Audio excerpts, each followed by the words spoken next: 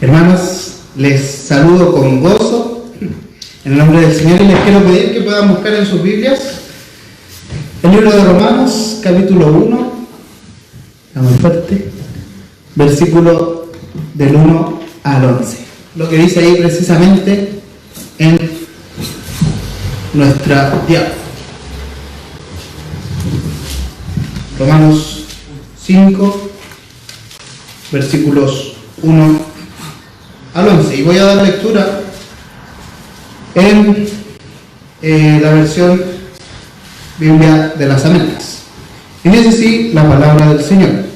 Por tanto, habiendo sido justificados por la fe, tenemos paz para con Dios por medio de nuestro Señor Jesucristo, por medio de quien también hemos obtenido entrada por la fe a esta gracia en la cual estamos firmes.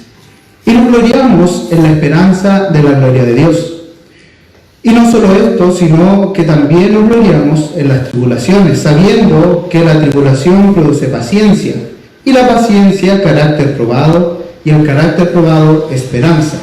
Y la esperanza no desilusiona, porque el amor de Dios el amor de Dios ha sido derramado en nuestros corazones por medio del Espíritu Santo que nos fue dado. Porque mientras, aún éramos débiles, a su tiempo Cristo murió por los impíos.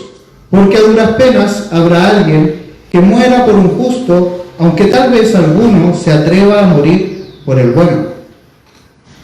Pero Dios demuestra su amor para con nosotros en que siendo aún pecadores, Cristo murió por nosotros. Entonces, mucho más, habiendo sido ahora justificados por su sangre, seremos salvos de la ira de Dios por medio de él. Porque si cuando éramos enemigos, fuimos reconciliados con Dios por la muerte de su Hijo, mucho más, habiendo sido reconciliados, seremos salvos por su vida. Y no solo esto, sino que también nos gloriamos en Dios por medio de nuestro Señor Jesucristo, por quien ahora hemos recibido la reconciliación. Durante este último tiempo hemos escuchado constantemente que la gente está desilusionada, que está desesperanzada, que esta desesperanza y desilusión se debe a lo malo que lo han hecho nuestros gobernantes y también a la carencia de bienes que creemos son mínimos para poder existir. Y esto ha generado tensión, y ha generado violencia, y ha generado una serie de cosas que han producido, ¿cierto? Y que han quedado a la vista de nosotros durante este tiempo. Y pareciera ser que si obtuviéramos estos bienes, que si se regularan ciertas cosas, por fin estaríamos satisfechos y por fin podría haber paz. Y esta misma sensación y esta misma apreciación se ha trasladado a la iglesia. Y ha generado también tensiones y ha generado diferencias. Y pareciera ser que hemos olvidado que si hoy vivimos es por el aliento del Dios Creador, ahí en Génesis, y que si hoy tenemos satisfacción y paz es por la obra de justicia realizada por nuestro Señor Jesucristo en favor nuestro. Y esto no es algo nuevo, porque precisamente algo muy similar ocurría en la iglesia en Roma en el tiempo en que Pablo escribió la carta. Por una parte había tensión con lo externo y con los gobernantes, porque ya muchos de nosotros sabemos que la iglesia estaba siendo perseguida y asesinada, producto del nombre de Jesucristo. Y esto también producía tensión en el interior de la iglesia, ¿cierto? Porque habían diferencias de cómo la iglesia debía reaccionar hacia esta persecución. Pero no solo eso, sino que además se añadía una discusión respecto de cuál era la identidad de la iglesia y qué era necesario. Y habían tensiones respecto de cuál era el rol de la ley. Y este problema esencialmente era un problema de orgullo, de sentirse unos mejores que los otros. Por un lado, los judíos creían que ellos eran los mejores porque habían recibido la ley, porque habían tenido el primer contacto con Dios y por lo tanto ellos eran quienes debían determinar cómo el cristianismo debía seguirse desenvolviendo. Y por el otro lado estaba el orgullo de aquellos que se llamaban a sí mismos los sin ley, los del Evangelio de la Gracia, y que menospreciaban también a sus hermanos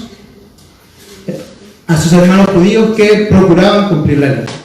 Entonces, había una necesidad de que se les escribiera para aclarar cuál era la identidad de la iglesia y en qué debía jactarse o de qué debía sentirse orgullosa. Y por esto Pablo escribe esta carta a los romanos y en los primeros capítulos les muestra cuál es esta identidad. Les muestra que ninguno tiene de qué gloriarse, porque todos y cada uno de los que estaban componiendo esta iglesia y el mundo en general son pecadores y merecemos la muerte.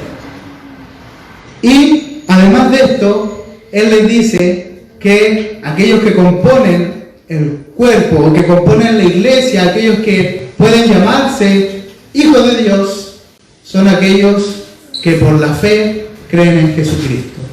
Y usa como ejemplo aquel que es el padre de todos, tanto judíos como gentiles, a Abraham, ¿cierto? Y dice, Abraham fue justificado por la fe y este es el camino a través del cual Dios justifica a los suyos. Y después de todo este argumento, llega a este capítulo 5, en donde empieza a mostrar los resultados y consecuencias que tiene esta justificación. Y por eso el título de este sermón, que dice ahí, justificados para permanecer en la esperanza. ¿La esperanza de qué? En primer lugar, en la esperanza de la gloria venidera. Pablo nos dice que por haber sido justificados mediante la fe, nosotros estamos o conseguimos estar en paz con Dios.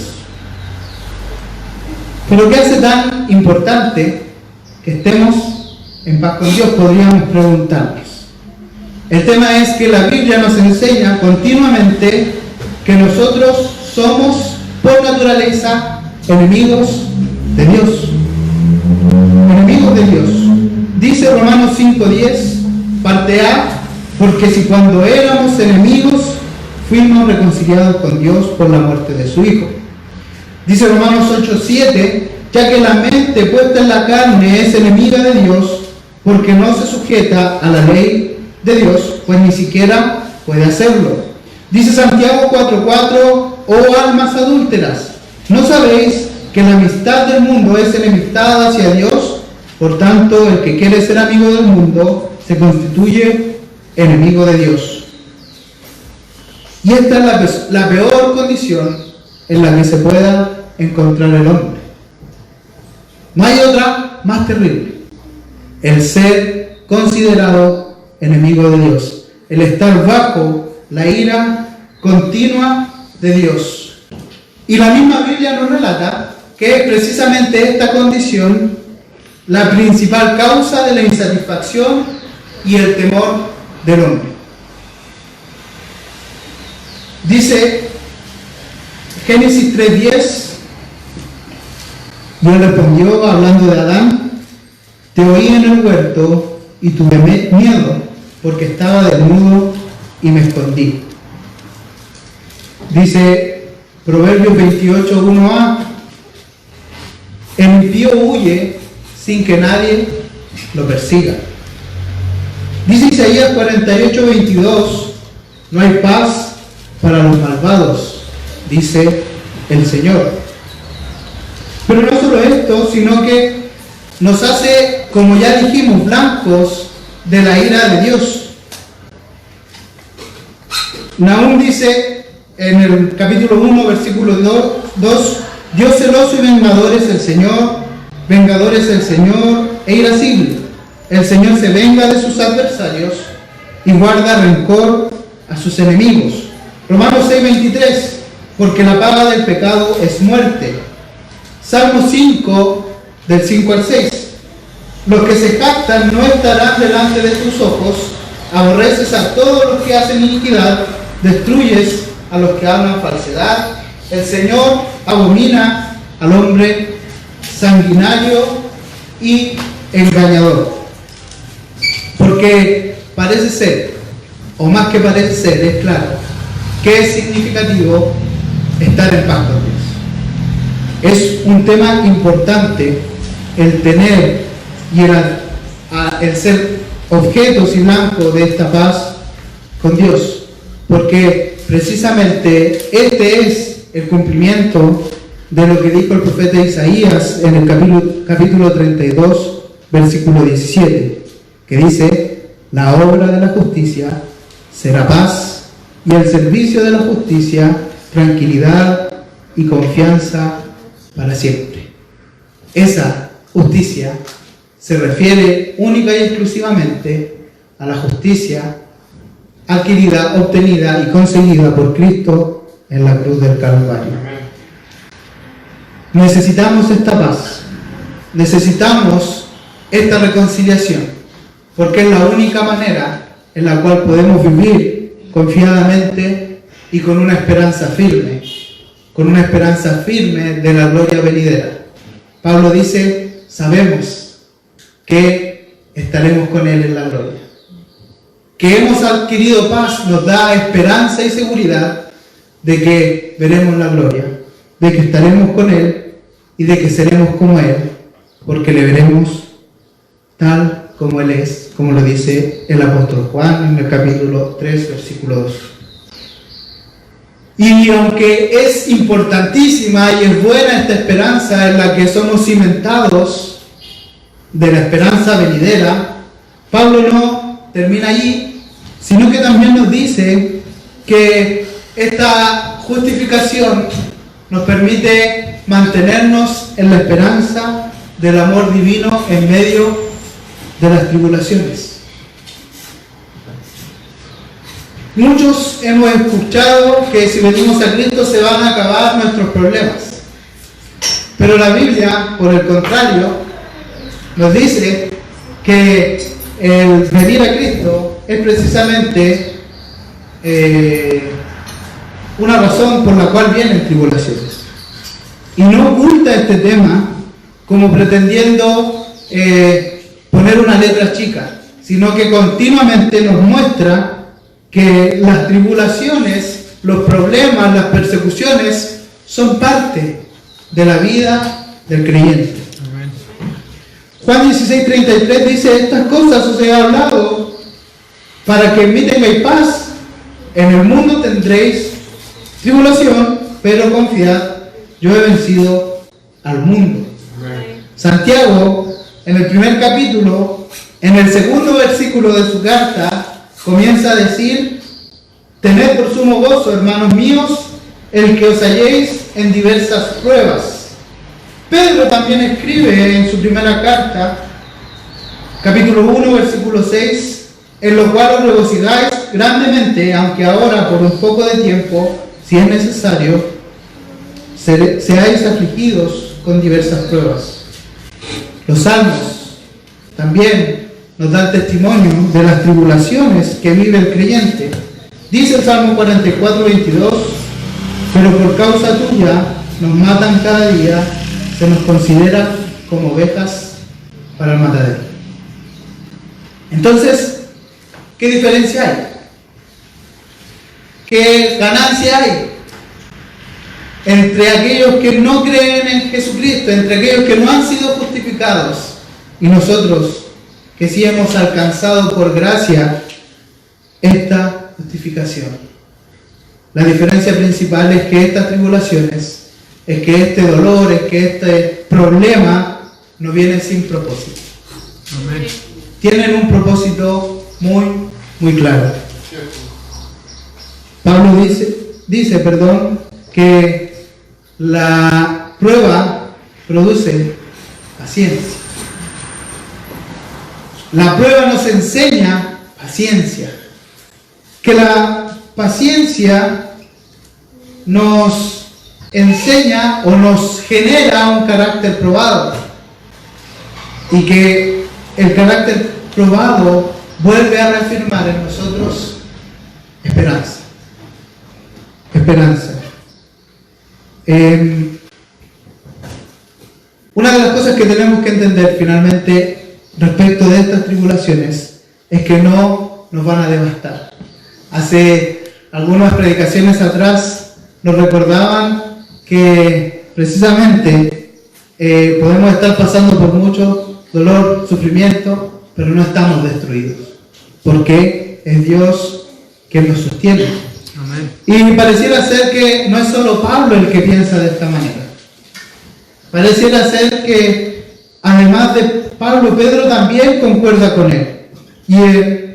Y no solo Pedro, también Santiago y Jesús mismo.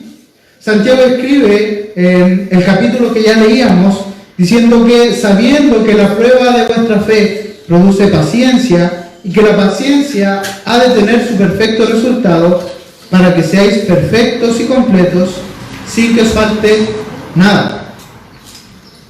El Señor Jesús, como ya lo leíamos, nos dice que Él habla estas palabras para que tengamos paz en Él.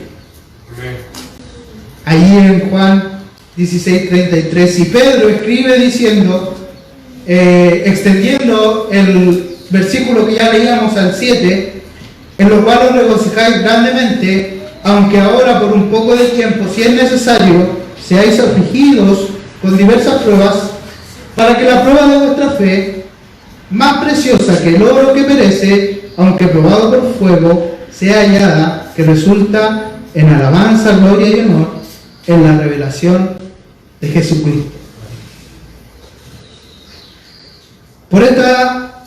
Al leer esto, podemos reafirmar entonces que estas aflicciones están allí para producir nuevamente esperanza.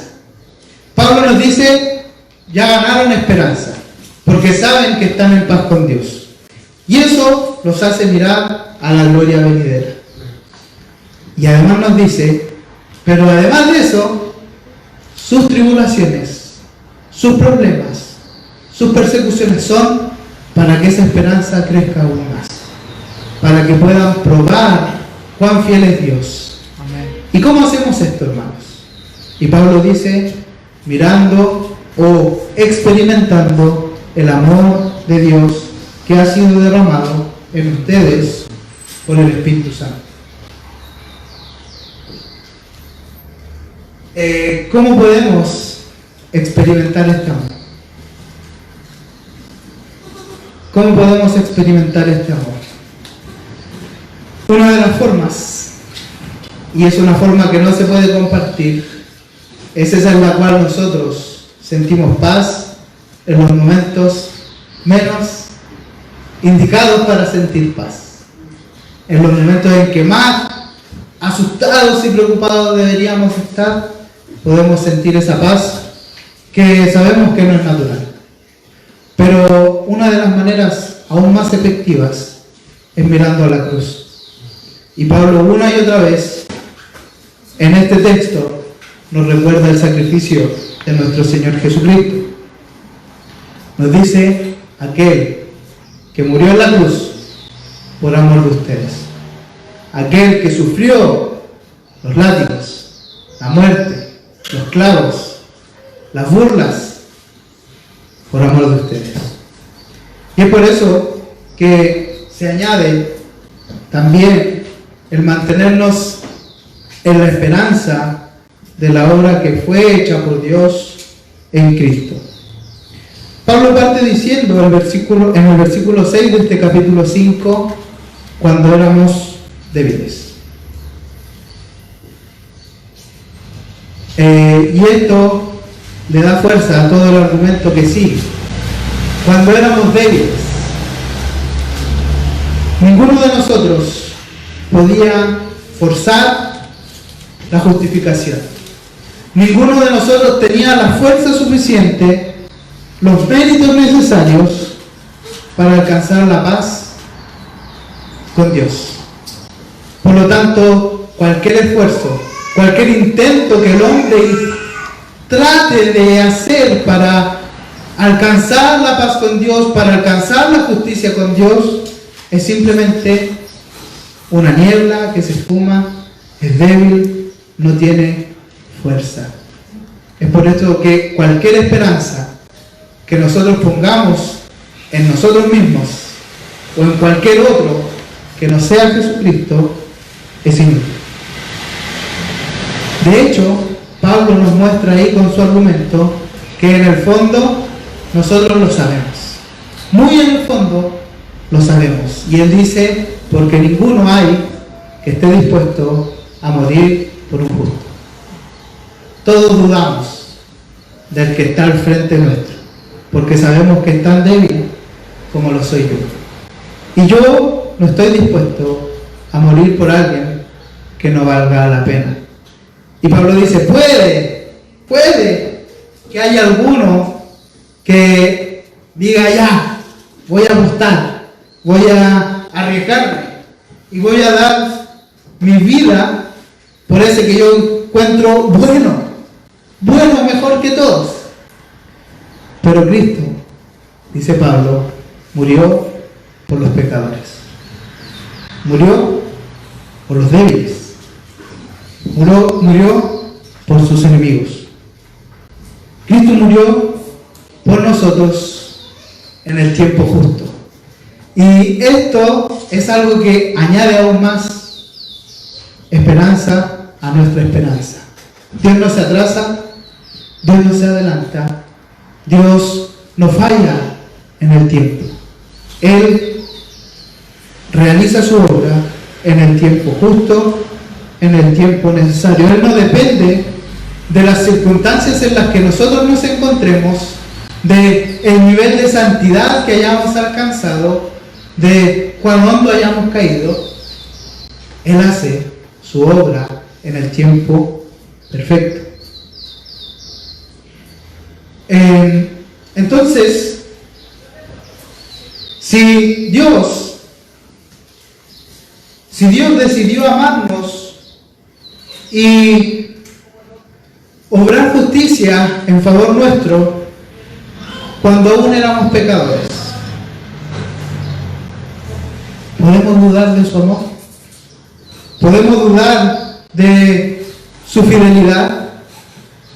Si en nuestro peor momento Él estuvo dispuesto a enviar a su Hijo a la cruz para morir por nosotros y hacernos justos con Él, delante de Él, para estar en paz con Él, para acceder a su amor, para tener esperanza.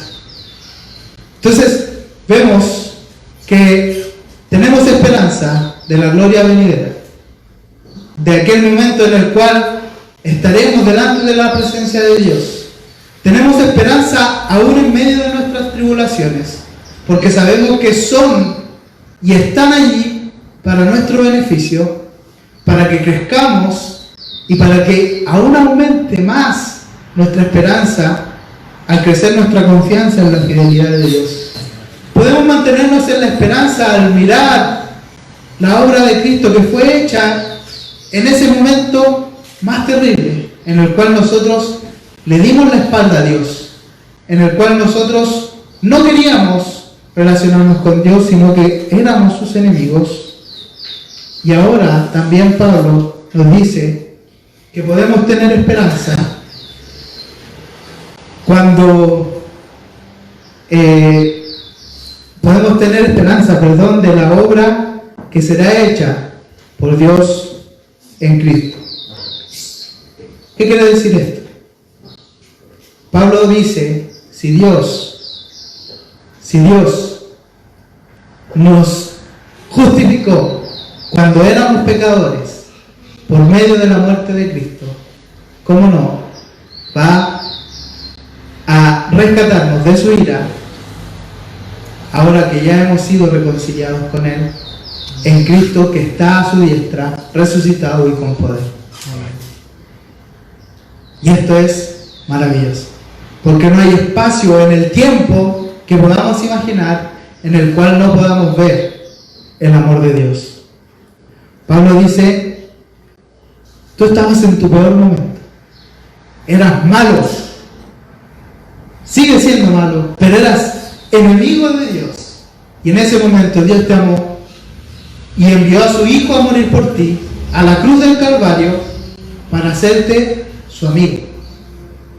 ¿Cuánto más ahora que Él es su amigo, Él no va a librarte de la ira venidera? Y no solo de la ira venidera, sino que esto refuerza aún más el argumento del proceso de las tribulaciones. Cuando estamos en tribulaciones y pensamos que ya no hay más salida, simplemente debemos recordar, si Dios me amó cuando yo era pecador, cuando yo era su enemigo, cuando yo estaba entregado a mis pasiones, ahora que Él me ha reconciliado consigo, ¿cuánto más llegará ese momento en el cual Él me rescate de esta situación que estoy viviendo? Pero por ahora yo vivo en esperanza y soporto en Él el dolor. Entonces, podríamos decir perfectamente al analizar estos versículos que Dios, a través de la justificación, a través de esta obra perfecta hecha en Jesucristo, nos permite disfrutar de este fruto que es la esperanza. Ya no podemos o ya no necesitamos vivir como aquellos que viven sin esperanza, sin una meta, sin un lugar al donde ir. Somos llamados a caminar con la mente, con el corazón, con todo lo que somos, concentrados en la obra de Jesucristo. Ya no en nuestras fuerzas, porque veíamos que somos débiles. Ya no en lo que pueda hacer cualquier otra persona, sino que en la obra de Cristo Jesús, porque allí encontramos esperanza, porque allí encontramos la imagen perfecta del amor de Dios que ha sido derramado en la cruz del Calvario. Y también nos ayuda a saber que como creyentes ya no necesitamos huir de las tribulaciones, ya no necesitamos huir del dolor, ya no necesitamos tener miedo de lo que va a pasar, porque sabemos que esas cosas han sido permitidas ahí y han sido puestas por Dios para nuestro beneficio, para nuestro crecimiento, para la gloria de su nombre, y por lo tanto podemos afirmar que en todo tiempo podemos vivir con esperanza. Y por lo tanto, considerando todas estas cosas, me gustaría que pudiéramos pensar en algunas aplicaciones. Lo primero, y recordando lo que hablamos al principio de la situación que vivía el pueblo que estaba reuniéndose en Roma como iglesia de Dios, no podemos mirar ni considerarnos mejores cristianos que otros, ni podemos menospreciar a otros cristianos porque piensen diferente de nosotros en temas secundarios, ¿cierto? No podemos menospreciar a otro cristiano porque él considera que necesita hacer las cosas de una manera u otra, porque no es nuestro papel cuestionar la obra de Cristo en la vida de otro creyente. En la vida de otro creyente, en la obra de Cristo, es su amor y en la justificación que Él obró en favor de Él. En segundo lugar, como creyentes nos vamos a ver expuestos muchas veces a dudas y a temor. Pero a diferencia de los que no han creído, tenemos un lugar al donde acudir. Y ese lugar es nuestro Dios, nuestra roca segura, nuestra roca firme, la fuente de nuestra esperanza. Y a Él le encontramos en su palabra, en la Escritura, en donde nace y fluye la esperanza para nuestro día a día.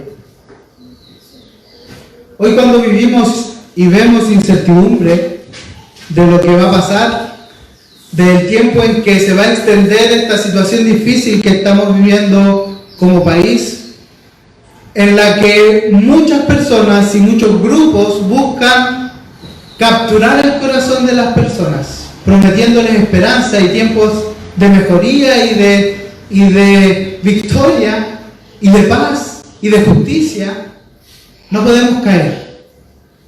No podemos reemplazar la justicia, la paz, el gozo, la satisfacción que hemos adquirido por la obra de Cristo, mirando a otros ídolos que se levantan en este tiempo.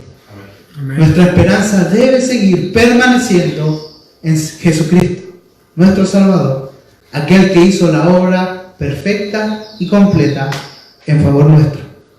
Y por otro lado, hermanos, no podemos caer en la desesperanza de deprimirnos y desesperarnos cuando, si es que llega a ganar a aquel movimiento que yo no quería que ganara. Porque recordemos que creemos que nuestro Dios es soberano. Y si Él permite una u otra cosa, nosotros como iglesia debemos permanecer haciendo aquello a lo que fuimos llamados a hacer. Predicar el Evangelio de la reconciliación. ¿Para qué? Para que otros también alcancen esperanza. Quiero citar aquí las palabras de un pastor británico que escribió a las iglesias en Londres cuando vivieron problemas similares, una guerra civil interna y persecución en lo exterior. Dice así Andrew Fuller: ustedes son miembros de la sociedad civil, desean lo mejor para su país y deben haber sido objeto de dolor al ver lo que han visto en los últimos años. Su gloria eclipsada por guerras y disensiones infelices. Al verlo compungido por las naciones que lo rodean y dividido por disputas domésticas, desamparado por sus amigos y ridiculizado por sus enemigos. Puede ser que a veces el miedo haya estado a punto de apoderarse de ustedes y los haya tentado preguntarse: ¿cuál será el fin de estas cosas? La voz de Nínive ha caído, Babilonia ha caído, sí, que Judá ha caído, ha sido escuchada hace mucho tiempo en el mundo. ¿Y qué dicen ustedes? ¿Somos mejores que ellos? Bajo estos ejercicios, hermanos, confiamos en que han encontrado y aún encontrarán esperanza de un uso excelente para ustedes. Grandes han sido las liberaciones que su Dios ha obrado en épocas pasadas, las cuales nos dan una base de esperanza. Él puede defender nuestras costas y aún preservar nuestro país. Sí, puede, y bendito sea su nombre por cualquier estímulo que nos dé. Esperemos pues y oremos. Puede que el Señor Dios de los ejércitos tenga piedad del resto de su pueblo. ¿O no? Supongamos que Él rechaza eso. Supongamos que no solo su país debe hundirse, sino que ustedes deben hundirse con Él y perecer en el naufragio general. Sin embargo, no todo está perdido.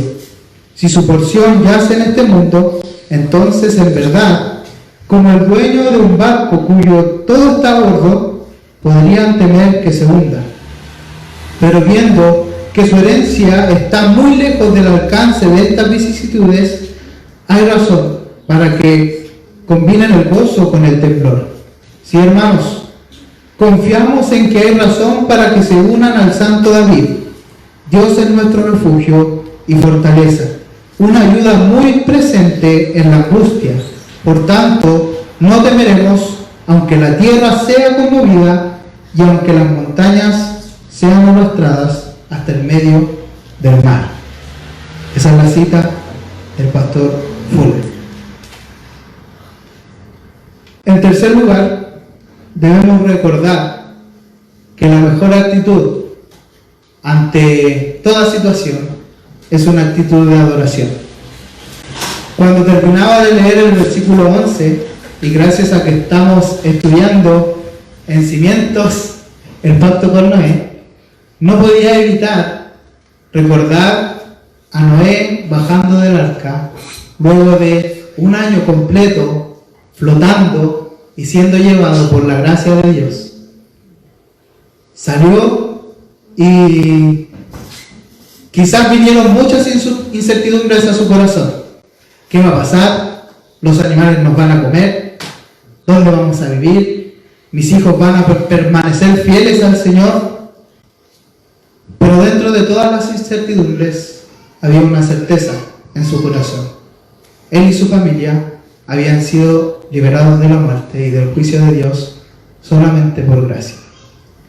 Y la primera actitud y la primera acción que él tomó al bajar de esa arca fue armar un altar y elevar adoración a Dios. Que no olvidemos, hermanos, que en todo tiempo nuestra actitud, nuestro corazón debe ser un corazón dispuesto en adoración a nuestro Dios, porque Él se lo merece, porque Él es Dios y porque además de todo eso, Él nos salvó, nos justificó y nos dio paz con Él y esperanza. En cuarto lugar, si hemos considerado la grandeza que significa el estar en paz con Dios, si hemos notado lo importante que es tener esta esperanza para la vida y para enfrentar el día a día, si nos hemos dado cuenta del valor del sacrificio de Jesucristo, como iglesia tenemos una responsabilidad. Y nuestra responsabilidad es comunicar esta esperanza a aquellos que viven sin esperanza, a aquellos que no tienen paz con Dios, sino que, como leíamos en Proverbios, huyen sin que nadie les persiga y están bajo la ira justa y santa de Dios. Eso es algo que debemos asumir y hacer. Y por último, si alguno de ustedes